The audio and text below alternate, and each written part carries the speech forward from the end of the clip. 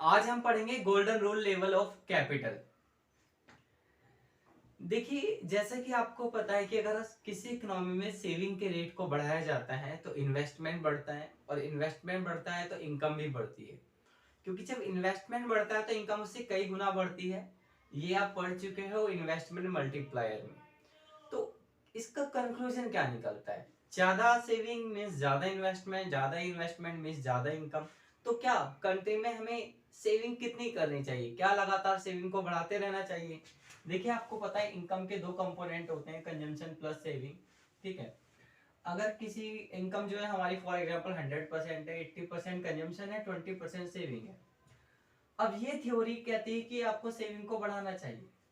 Saving बढ़ेगा तो investment बढ़ेगा, और इन्वेस्टमेंट बढ़ेगा तो इनकम बढ़ेगी।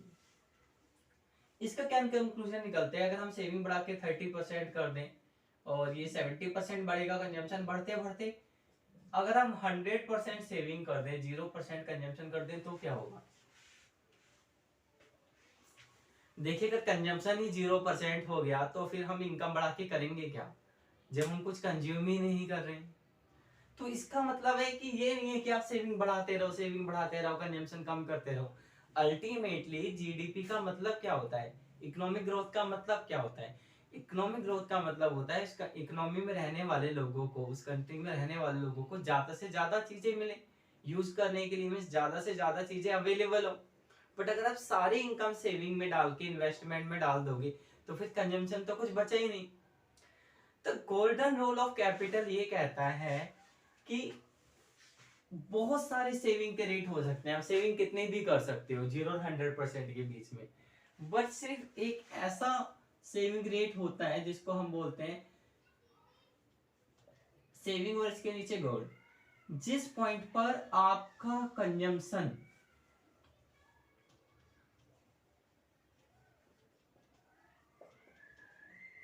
मैक्सिमम हो जाए। गोल्डन रूल ऑफ कैपिटल ये कहता है कि इकोनॉमी में उतनी सेविंग होनी चाहिए जिस सेविंग के रेट पर कंजम्पशन मैक्सिमम हो जाए। क्योंकि अल्टीमेटली हमारा ऑब्जेक्टिव होता है इकोनॉमी में रहने वाले लोगों को ज्यादा से ज्यादा चीजें कंज्यूम कराना, ज्यादा से ज्यादा चीजें उन लोगों के लिए अवेलेबल कराना। तो अब इसको समझते हैं। देखिए, आपको पता है जो इनकम है वो होती है सी प्लस एस, और इक्विलिब्रियम पे सेविंग और इन्वेस्टमेंट इक्वल होते हैं, इसलिए आप इसे ऐसे भी लिख सकते हो। अगर आप यहां से कंजम्पशन की वैल्यू निकालोगे तो ये आएगी। अगर आप इस इक्वेशन को, ये हो गया आपका कंजम्पशन, पर इफेक्टिव लेबर की फॉर्म में निकालोगे तो आप इसे ऐसे लिखोगे कंजम्पशन। इसके लिए आप क्या करोगे, इस पूरी इक्वेशन को एल से डिवाइड करोगे जो कि इफेक्टिव लेबर है, और इफेक्टिव लेबर से डिवाइड करने के बाद ये स्मॉल सी हो जाएगा, ये स्मॉल वाई हो जाएगा, और ये स्मॉल आई हो जाएगा। अब हमें ये देखना है कि ये जो कंजम्पशन है ये मैक्सिमम होना चाहिए किस पॉइंट पर? स्टेडी स्टेट लेवल पर। और आपको पता है स्टेडी स्टेट लेवल पे हम लोग जो कैपिटल को डिनोट करते हैं it is capital labour ratio, इसके ऊपर स्टार लगा देते हैं। और स्टेडी स्टेट के लेवल पे जो हमारा प्रोडक्शन फंक्शन होता है वो ये होता है, इसके ऊपर भी स्टार आ जाता है। और आपको ये भी पता होगा कि स्टेडी स्टेट के लेवल पे, स्टेडी स्टेट पे तीन चीजें होती हैं। कैपिटल लेबर रेशो होता है के स्टार, प्रोडक्शन फंक्शन हमारा ये होता है, और हमारा जो सेविंग है और जो इन्वेस्टमेंट है ये इक्वल होते हैं। ठीक है।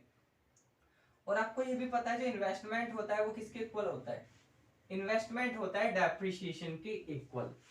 ये स्टेट स्टेट की कंडीशन से हम लोग पढ़ चुके थे, 1 2 3। कंजम्पशन पर इफेक्टिव लेबर। अब हम लोग निकालेंगे कंजम्पशन पर effective labour at steady state. तो स्टेडी स्टेट की कंडीशन में क्या होगा, इसके ऊपर हमें स्टार लगाएंगे।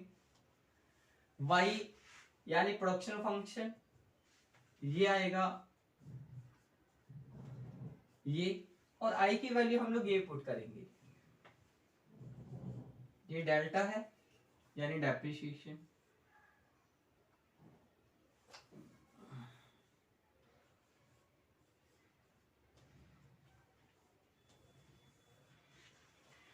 ये हो गया कंजम्पशन पर effective labour at steady state.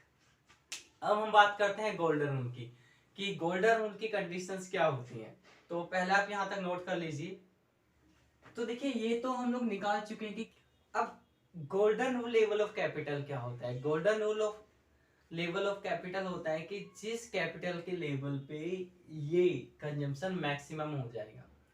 इसको हम लोग कैसे बताएंगे, तो देखिए इसकी कंडीशन होती है, golden rule level of capital की कंडीशन होती है, और वो कंडीशन होती है slope of production function equal होने चाहिए स्लोप ऑफ जो हमारा डेप्रिसिएशन कर्व होता है, जो कि ये है, इसके स्लोप के इक्वल होने चाहिए। जिस पॉइंट पर इन दोनों की स्लोप एक दूसरे के इक्वल हो जाएगी, उस पॉइंट पर जो कैपिटल होगा वो गोल्डन रूल लेवल पे होगा। अब आपको पता है प्रोडक्शन फंक्शन की स्लोप को हम लोग बोलते हैं मार्जिनल प्रोडक्ट ऑफ कैपिटल, और जो डेप्रिसिएशन कर्व की स्लोप होती है वो होता है डेल्टा। ठीक है, ये दोनों इक्वल होने चाहिए। अब मार्जिनल प्रोडक्ट ऑफ कैपिटल, इसको अगर आप इस साइड लेके आओगे तो ये जीरो बचेगा। इसको हम लोग बोलते हैं marginal product of capital net of depreciation, net of depreciation is equal to zero. तो अगर marginal product of capital net of depreciation, इसका मतलब है मार्जिनल प्रोडक्ट ऑफ कैपिटल में से अगर आप डेप्रिसिएशन को रेट को घटा देते हो तो वो जीरो के इक्वल आना चाहिए। ये कंडीशन है स्टेडी स्टेट जब गोल्डन रूल पे होगा, यानी कि golden rule level of capital. अब इसको डायग्राम से कैसे समझाओगे, इसको डायग्राम से समझाने के लिए हम एक वर्टिकल एक्सिस बनाएंगे, एक हॉरिजॉन्टल एक्सिस बनाएंगे। इस पे आपको पता है हम कैपिटल लेबर रेशियो को दिखाते हैं, और इस पे हम लोग आउटपुट को दिखाते हैं पर इफेक्टिव लेबर की फॉर्म में, डेप्रिसिएशन को भी हम लोग यहाँ पर ही दिखाते हैं। तो सबसे पहले हम एक 45 डिग्री की लाइन बनाएंगे जो कि एक डेप्रिसिएशन कर्व होगा ये। उसके बाद हम प्रोडक्शन फंक्शन बनाएंगे जो कि ये है, ये हमारा प्रोडक्शन फंक्शन है। तो क्या कंडीशन है, कंडीशन ये है कि जो स्लोप है प्रोडक्शन फंक्शन की वो इक्वल होनी चाहिए, किसके इक्वल, इस लाइन के इक्वल, इसके, यानी इस कर्व और इस कर्व, इन दोनों की स्लोप एक दूसरे के इक्वल होनी चाहिए। तो सबसे पहले तो आपको चेक करना पड़ेगा किस पॉइंट पर इनकी स्लोप एक दूसरे के इक्वल है। डायग्रामेटिकली आप उसे कैसे फाइंड आउट करोगे, आप अपने रजिस्टर में स्केल रखना इस 45 डिग्री की लाइन पे, यानी डेप्रिसिएशन कर्व पे, फिर इसको ऐसे शिफ्ट करना है पैरेलल फॉर्म में। तो जब आप इसको पैरेलल शिफ्ट करोगे, देखिए यहां से तो पैरेलल शिफ्ट होगी तो काट देंगे, टच, ये दोनों लाइनें एक दूसरे को टच करनी चाहिए, टेंजेंट होनी चाहिए, ये दोनों लाइन की स्लोप एक दूसरे के टेंजेंट होनी चाहिए। तो आपको एक लाइन बनानी है जो इस प्रोडक्शन फंक्शन को टेंजेंट करते हुए जाए, टच करते हुए जाए, काटते हुए नहीं जाए। देखिए फॉर एग्जांपल ये प्रोडक्शन फंक्शन है, एक लाइन अगर मैं ये लेता हूं तो इसने प्रोडक्शन फंक्शन को काटा, ये टेंजेंट नहीं है, ये ली, ये भी टेंजेंट नहीं है, ये भी काट रही है, काटना नहीं है, वो प्रोडक्शन फंक्शन को काटेगी नहीं, टेंजेंट करेगी। टेंजेंट कैसे करेगी, जो टच करके जाए। तो आप इस 45 डिग्री की लाइन पे अपना स्केल रखना, फिर इसको ऐसे शिफ्ट करना पैरेलल फॉर्म में। जब आप शिफ्ट करोगे तो यहाँ पर एक पॉइंट बनेगा, और इस पॉइंट से आप एक लाइन ड्रॉ करोगे, ये लाइन। तो जिस पॉइंट पर ये प्रोडक्शन फंक्शन और ये लाइन टच कर रहे हैं, अगर आप देखोगे तो ये और ये एक दूसरे के पैरेलल है। ये वाली लाइन जो 45 डिग्री की लाइन है डेप्रिसिएशन कर्व, ये इस लाइन के पैरेलल है। तो जिस पे ये दोनों पैरेलल होंगे, ये लाइन, ये पॉइंट, यहां से एक परपेंडिकुलर डालना, ये परपेंडिकुलर डल गया। अब ये आपका प्रोडक्शन फंक्शन है, ठीक है। अब आपका 90% काम हो गया डायग्राम में। अब क्या करना है आपको, इस लाइन ने, आपको पता है स्टेडी स्टेट लेवल कहाँ होता है, जहां पे हमारा डेप्रिसिएशन और सेविंग एक दूसरे के इक्वल होते हैं। तो इस पॉइंट से आपका सेविंग कर्व निकलेगा, जो सेविंग कर्व है, देखिए आप सेविंग कर्व कुछ भी बना सकते हो। सेविंग कर्व अगर एक रफ डायग्राम में मैं आपको यहाँ बताऊं, ये हमारा डेप्रिसिएशन कर्व है और ये हमारा प्रोडक्शन फंक्शन है। आप ये सेविंग भी बना सकते हो, ये सेविंग भी बना सकते हो, ये भी बना सकते हो, बहुत सारी सेविंग हो सकती है।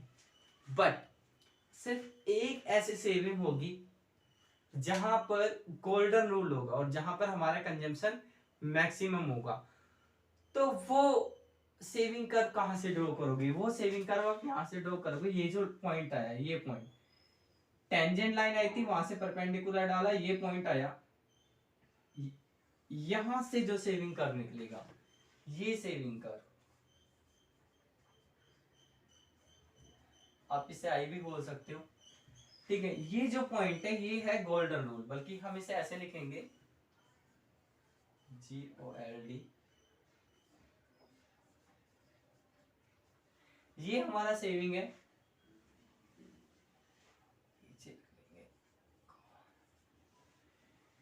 ये हमारा सेविंग है। तो गोल्डन रूल ऑफ कैपिटल कहते हैं कि इकोनॉमी में इतनी सेविंग होनी चाहिए, सेविंग और किसी पॉइंट पर नहीं होनी चाहिए, सिर्फ यहीं होनी चाहिए। अब ये जो हमारा इन्वेस्टमेंट, सॉरी, ये हमारा कंजम्पशन है गोल्डन रूल पे, तो सी इसके नीचे लिखेंगे गोल्ड, और ये हमारा इन्वेस्टमेंट है आई, इसके नीचे भी लिखेंगे गोल्ड। ये हमारा प्रोडक्शन फंक्शन है, प्रोडक्शन फंक्शन मतलब वाई।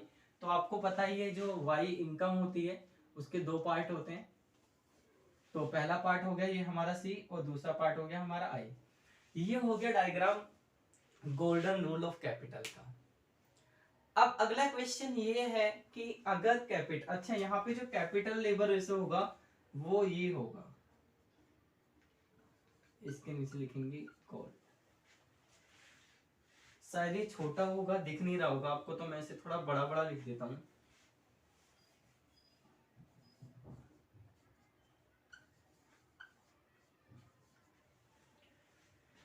अब इस डायग्राम का कंक्लूजन समझ लीजिए। इसका जो कंक्लूजन है वो ये है कि इकोनॉमी में इतना कैपिटल लेबर रेशो होना चाहिए, इतनी सेविंग यानी कि इन्वेस्टमेंट होना चाहिए, तो हमारा कंजम्पशन मैक्सिमम होगा।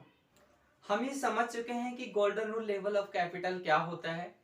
अब हम समझेंगे ट्रांजिशन टू गोल्डन रूल। इसका मतलब है अगर इकोनॉमी गोल्डन रूल में नहीं है तो फिर क्या होगा, हम कैसे गोल्डन रूल की सिचुएशन को अचीव करेंगे, इकोनॉमी कैसे गोल्डन रूल में वापस जाएगी। देखिए मैंने यहाँ पर गोल्डन रूल का एक डायग्राम बना लिया है, ये अभी मैं आपको समझा चुका हूँ। थोड़ा छोटा बनाया क्योंकि मुझे व्हाइट बोर्ड पे डायग्राम की भी जरूरत है और यहाँ पे स्पेस भी चाहिए, तो मैंने थोड़ा छोटा डायग्राम बना लिया है।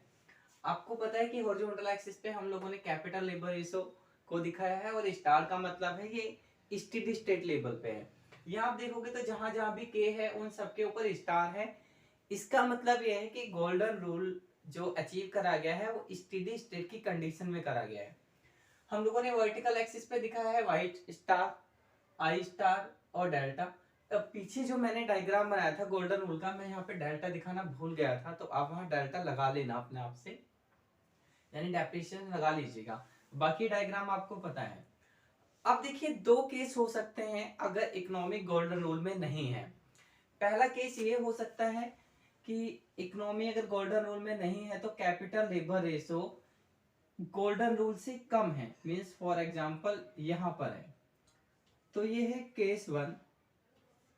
केस वन में जो कैपिटल लेबर रेशो है वो गोल्डन रूल से कम है। तो अब क्या होगा, हमें गोल्डन रूल पे आने के लिए कैपिटल लेबर रेशो को बढ़ाना पड़ेगा। तो जब कैपिटल लेबर रेशो बढ़ेगा तो इकोनॉमी में क्या क्या चेंजेस आएंगे, उसके लिए हम लोग एक टाइम पाथ बनाते हैं। देखिए वो टाइम पाथ इस तरह से होता है, यहाँ पर टाइम को दिखाया जाता है, और फॉर एग्जांपल ये है टाइम t0। यहाँ इसके अकॉर्डिंग हम एक लाइन ड्रॉ करते हैं। यहाँ पर हम लोग आउटपुट पर इफेक्टिव लेबर दिखाएंगे, कंजम्पशन पर इफेक्टिव लेबर दिखाएंगे, इन्वेस्टमेंट पर इफेक्टिव लेबर दिखाएंगे। और स्टेडी स्टेट की सिचुएशन में आपको पता है आउटपुट कांस्टेंट होता है तो ये ऐसे सीधे बढ़ेगा, और कंजम्पशन पर इफेक्टिव लेबर भी कांस्टेंट होता है तो ये ऐसे सीधे बढ़ेगा, और इन्वेस्टमेंट भी कांस्टेंट होता है तो ये भी ऐसा सीधा बढ़ेगा। स्टेडी स्टेट के लेवल में तीनों चीजें कांस्टेंट रेट से बढ़ती है, इसलिए हम लोगों ने इनको इस तरह से ले लिया है। अब बात आते हैं यहाँ पर कि हम लोग अब कैपिटल लेबर रेशियो को बढ़ाएंगे। कैपिटल लेबर रेशियो को बढ़ाने के लिए हमें क्या करना पड़ेगा, हमें सेविंग रेट बढ़ानी पड़ेगी। तो जब सेविंग रेट बढ़ेगी तो उसको दो इम्पैक्ट होंगे। पहला इम्पैक्ट तो होगा इमीडिएट। इमीडिएट का मतलब है अभी, इस टाइम पीरियड पे, T0 पे, इसका इमीडिएट इफेक्ट क्या होगा। दूसरा इफेक्ट होगा, अभी टाइम पीरियड T0 पे तो इफेक्ट हो गया, इसके बाद आने वाले टाइम पीरियड में क्या इफेक्ट होगा, यानी कि ओवर टाइम क्या इफेक्ट होगा, ओवर द टाइम क्या इफेक्ट होगा। तो इसकी जो इफेक्ट्स हैं वो दो होंगे। एक होगा आपका इमीडिएट इफेक्ट,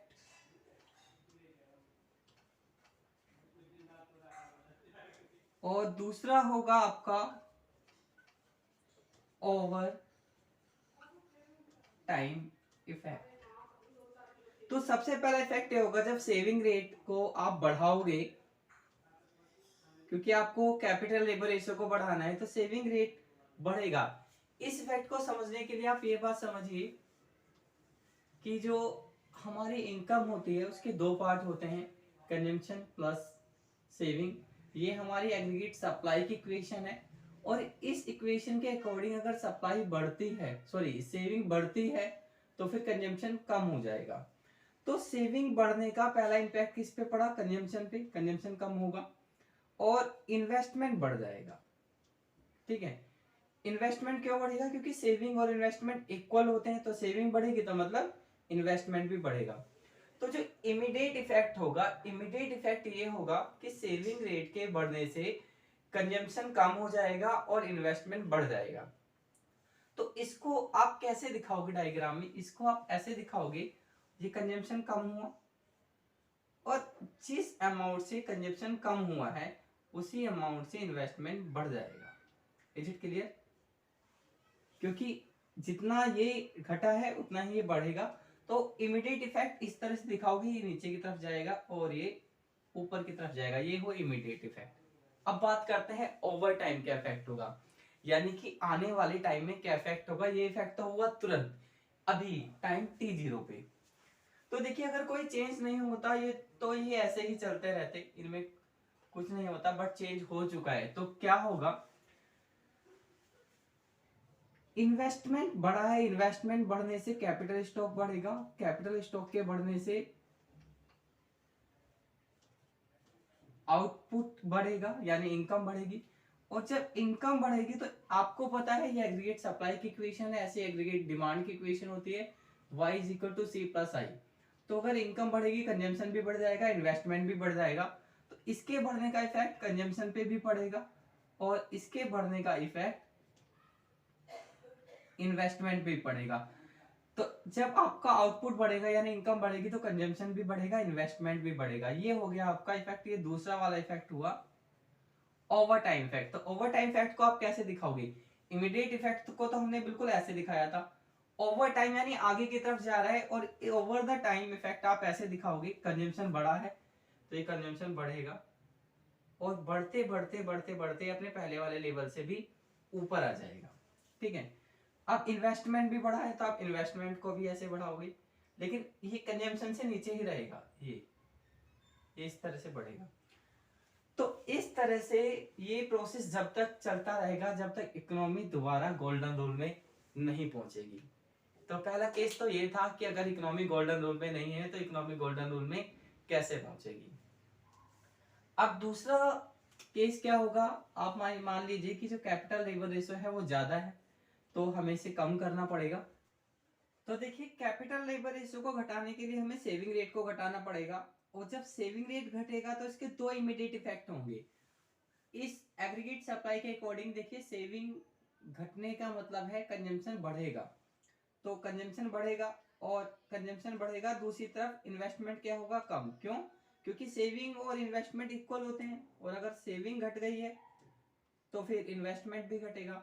तो इस इमीडिएट इफेक्ट को आप डायग्राम में कुछ इस तरह से दिखाओगे, जो कंजम्पशन है ये ऊपर की तरफ जाएगा, बढ़ गया इमीडिएटली, और इन्वेस्टमेंट घट गया।